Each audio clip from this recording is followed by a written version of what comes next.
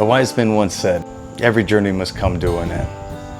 But not because the road disappears, but because somewhere along the way, that journey created exactly who you were supposed to be.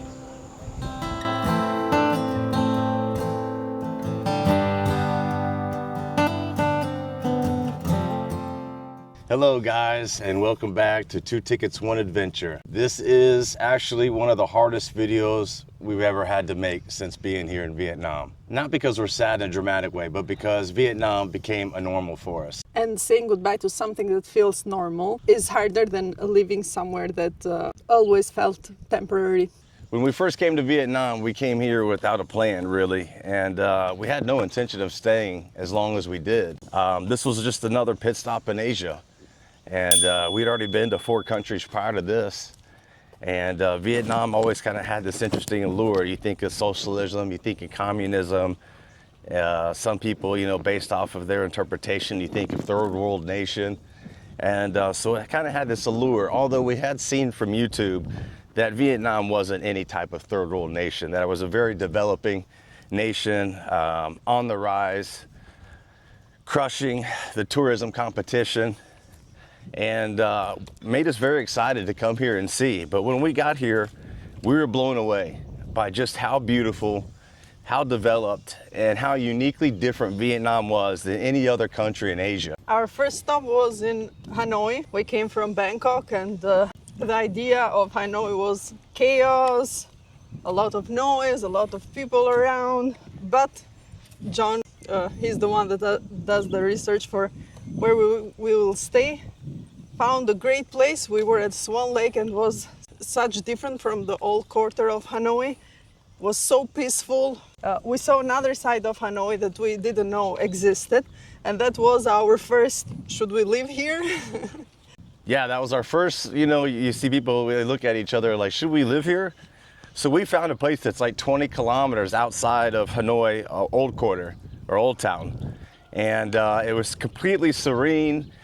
We had a swan lake. There was all kinds of petting zoo. The environment was so beautiful, and it was like a community within a community, kind of those typical luxury style high rises you're seeing that are outside of the city.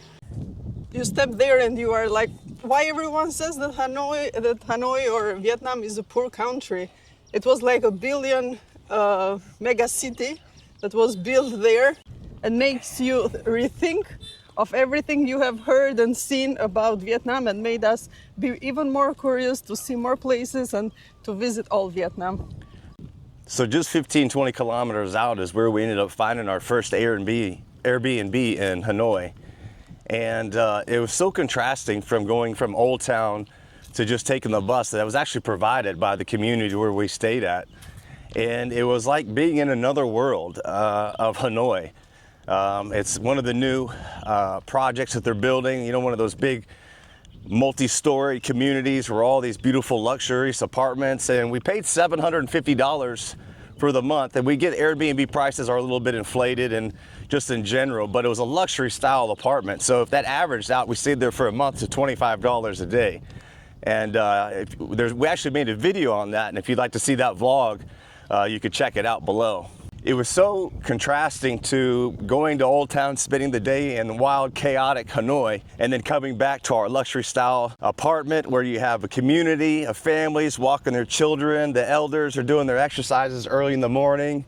We would take these peaceful walks by the lake, have a coffee with a gorgeous view. So that was our first impression of Vietnam, and we were just blown away almost right off the bat. After spending a month in Vietnam and visiting Ha Long Bay, Ninh Binh, everything that is around, and we made a playlist about Vietnam so you can check out all the other places, we decided to visit Sapa. And we can say that Sapa immediately became our favorite place in Vietnam. The moment that we stepped there, the mountains, the fact that we were away from humidity and the pollution of Hanoi was like stepping into another world, into a different Vietnam. And that was another moment that we said, okay, we really are in love with this country. Yeah, I mean, after experiencing the classic Old Town Hanoi and then kind of living in that serene area with the luxury apartments, making our way up to Sapa, we actually took a sleeper bus. And that was our first time doing that. And it was actually a great experience. So yeah, we ended up spending 6 days in Sapa, and we did an eco lodge. Again, there's a vlog on that as well. And the hospitality at the eco lodge, Sapa Eco Lodge, shout out to you guys. It was such a fantastic experience. We had this awesome bungalow where we would sit out on the patio, have a glass of wine, and we had a great view of the mountains and the rice paddies. And it was just so surreal to go from Hanoi Old Town to see Sapa, and such a contrasting difference. And we really looked at Vietnam like, wow, it has so much to offer. And there's such a contrasting area between what regions you go to. And Cat Village was also one of our favorite places of Sapa. So if you go to Sapa and you miss Cat Village, you are really messing up. And it's very near from old... the main square. Yeah. From the main square, like 20 minutes. So it's totally worth it doing it. So we did our 6 days in Sapa, and then we made our way down to Da Nang. And we did the sleeper bus again. That experience for the sleeper bus there, we took a different company. Wasn't that good? It wasn't that good. The bus driver drove like a maniac. I will say, when we're talking about the sleeper buses, the best app you can get is Vexer, Vexere. That is where you can look at the reviews, and you could schedule, you could pay online, and arrange your sleeper bus for anywhere you want to go in Vietnam. So I highly suggest you download that app. Thank me later, because it was awesome. The one that we got there, G8, I will say G8 is the best company. That's the one we took from Hanoi to Sapa, and they were perfect. The Wi-Fi worked, everything worked. On the way back, going to Da Nang, the Wi-Fi didn't work, the power didn't work, the bus driver was making crazy turns and driving like a maniac, so we were like sliding out of our bed. I was telling John all the time, please put your seatbelt on. Seatbelt on, because I'm trying to sleep. Yeah, and she wants me to put my seatbelt on. I'm like, man, I'm trying to sleep over here. But it was almost impossible. So G8, #1 bus, Vexer app for all your bus needs. And yeah, so that brings us to Da Nang. And Da Nang is yet another contrasting experience from Hanoi, from Sapa. It's the total beach life. And when they say Da Nang is like the Miami of Vietnam, they hit the nail on the head. It is certainly that kind of vibe, that kind of energy, but with a quarter of the cost. And that's what's the best part about it. Our first day in Da Nang was when the firework festival was the final day of the firework festival. And we came in purpose to see what was going on and how they organize it, and was very beautiful, something very different. We had never seen something like that before. And that's how our trip to Da Nang started. Both of us in a Grab with a guy. Yeah. That was crazy. That was the first time we actually got a Grab and both of us sat on it. So it was 3 of us, because they cut off all the roads and the traffic for this festival, and we didn't realize that. So we were running late because we were staying in the Novotel, and we paid like a lot of money to get the best seats in the house. And that vlog is on there. And it was the best seat, but we were gonna be late if we didn't get a Grab. And a guy came up and he's like, yeah, I can fit both of you on. I'm 100 kilos, Emma's 60 kilos. And he's like, no, screw it, come on. So we could cut through traffic. So that was the first time all 3 of us, or both of us, had been on a motorbike together with someone driving, and that was quite an experience. So we were very fun, hauling ass trying to get to Novotel and see this firework, which it did not disappoint. It was incredible. And then you got the river and the Dragon Bridge in the view, and that was our first impression of Da Nang. And I will say, it was epic. It was an epic introduction to Da Nang. If you come in July here, do a research, because you may see again, they do it every July. Yeah, it's been going on for apparently, I think, like 10 years, maybe about a decade. It's basically like a group of several countries. They get around and have a competition. And of course, the Chinese win. They win all the time. I think they pretty much invented fireworks. So, but I would highly suggest Novotel. It was a little pricey. I think we paid like $150, which isn't too bad. But where we were positioned was like the fireworks are almost eye level at the floor. There's a very popular club. I think it's called the Sky Bar.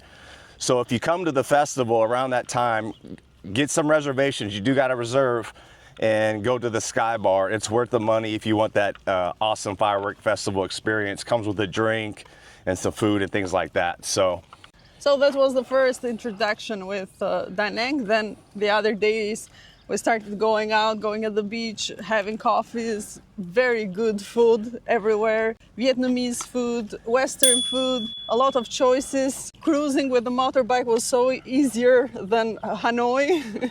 Hanoi was Yeah. a mess. It's much less congested than Da Nang. It does get a little crazy during tourist season, but it's nothing like a Hanoi or a Ho Chi Minh City. It's a lot more chill.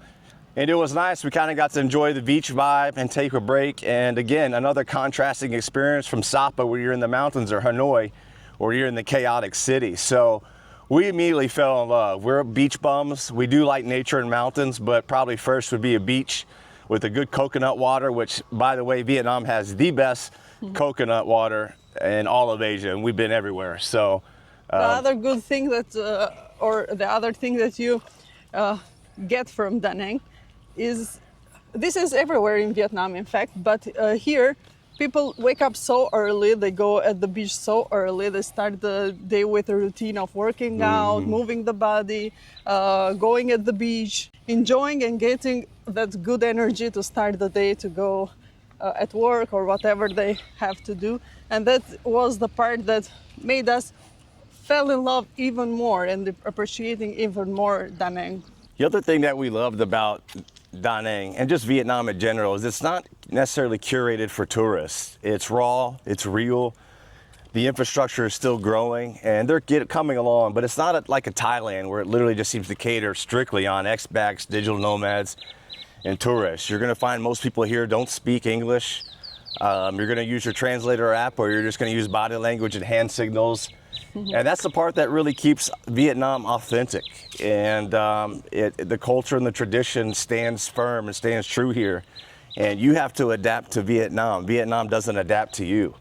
And as someone that wants to live somewhere abroad and get the true cultural experience, feel the tradition, that's exactly what we loved about Vietnam. And that in turn kind of made us decide that let's live here. Let's make Vietnam our home base, and we'll travel when we go do our 90-day visa runs, because those are required, obviously, to play by the rules. But we'll make Vietnam our home base, and it's so cheap here. And I know some of the people are going to complain that the prices are getting high from tourists, whatever. But relatively speaking, and anywhere in Asia, and obviously Europe or anywhere in Western, it is way cheaper. So we found a beautiful apartment that's in Dien Ban, that's like in a village. It's right in between Da Nang and Hoi An, and we made it our home. We said this will be our home base. Paid a little over $500 a month, all utilities included, and it was perfect. You know, it's good at our age. We don't want to backpack. We're past that age. It's exhausting enough. And it is exhausting. I can't imagine how is backpacking.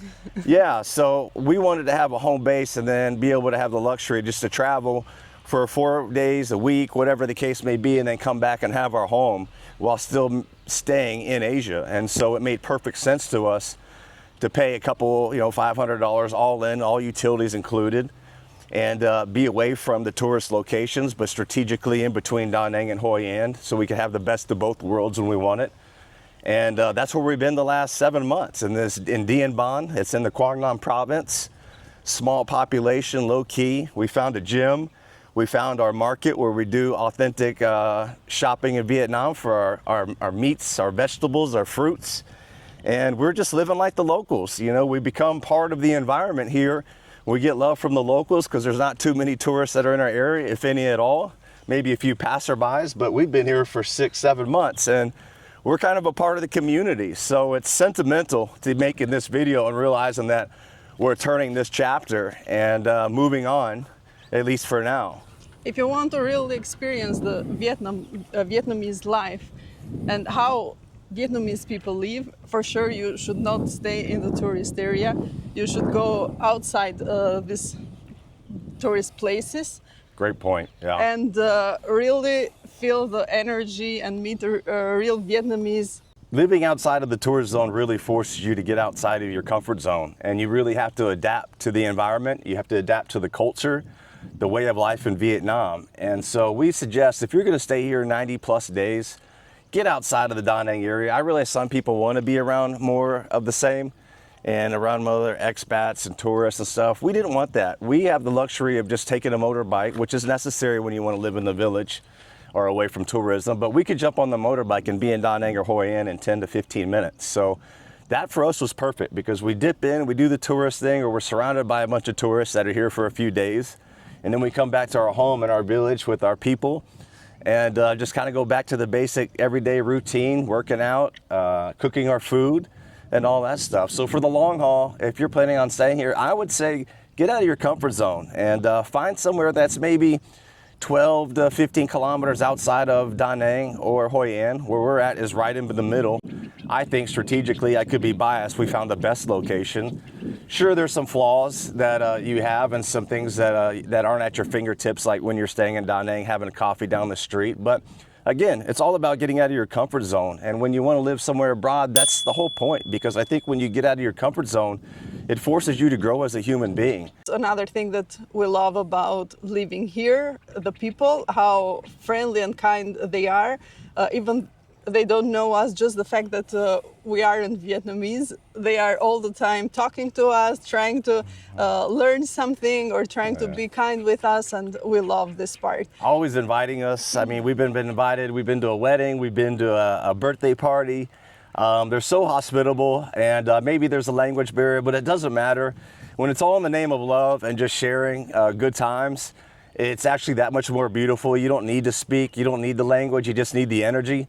And I think when you step outside the tourist zones, you really authentically get to feel that and see that.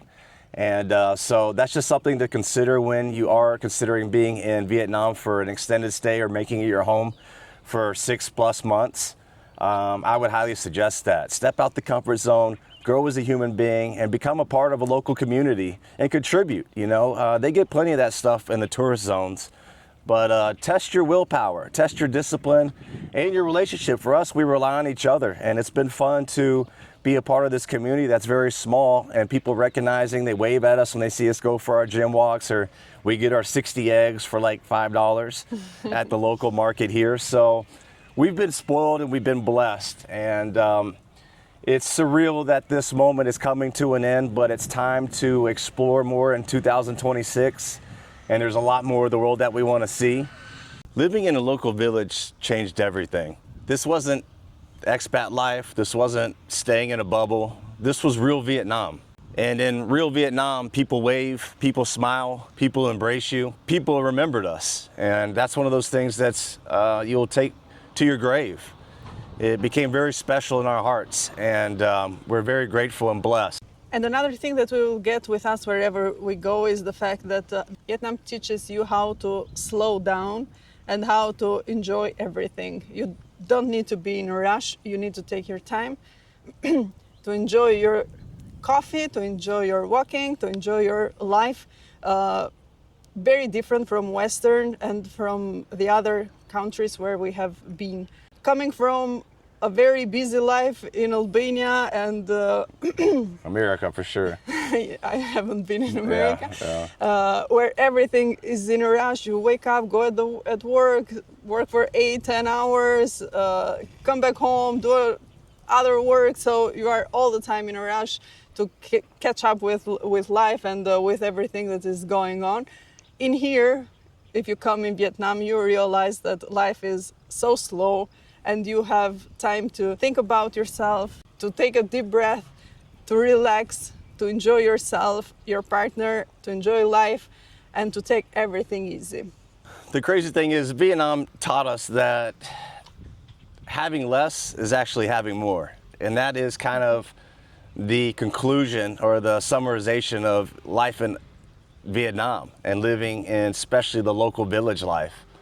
Is that, especially as a veteran like myself, that has always been high-strung and high-stress situations, it's really helped me therapeutically slow down and really appreciate just being in the moment rather than being in a rush. And some of you veteran military guys know this classic saying, hurry up and wait. So it's been a very peacefully, internally beautiful lesson.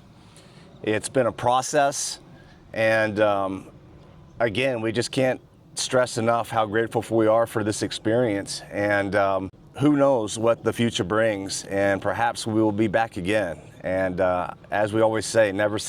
Isn't easy for us, and we aren't happy at all that we are living every day now is like, oh my God, these are the last days. Oh my God, we're leaving, Yeah. we are going. It has been very difficult this last week for us to take all of this and start another way of life, let's say, again in Mirage, going traveling. But I think we got all the lessons that we needed to for this part of our lives, what we needed to take, and what was the moment for us to teach us. Now it's time for us to go again and explore more of the world and share it with everyone else, with all of you. Yeah, and in saying that, we got a bit busy next couple of months. We're going to go to, I think, 7 or 8 countries just in the next 2 months. So the journey has not stopped. You guys stay tuned because there is going to be a lot of adventures coming, and every week is going to be something new. So stand by. This journey is not over, and perhaps we will open a new chapter somewhere down the line that includes Vietnam once again. So we love you guys. We love Vietnam. Thank you all for supporting us. We hope you enjoyed all the vlogs that we've made in Vietnam. We always hold this place in our hearts, as we will for the people, the culture, and the tradition. And we look forward to the next adventure. And we will see you guys when we get to our next destination. The next adventure is on the horizon. Thank you guys for watching so much. Make sure you subscribe, you like, drop us some comments, show us some love. We will miss Vietnam, but the story continues. See you in the next adventure, guys. Love you guys. Bye-bye. Hey, you couldn't see it coming. You might have thought it, but you couldn't change it. Hey, it's not right or wrong. It's about trying.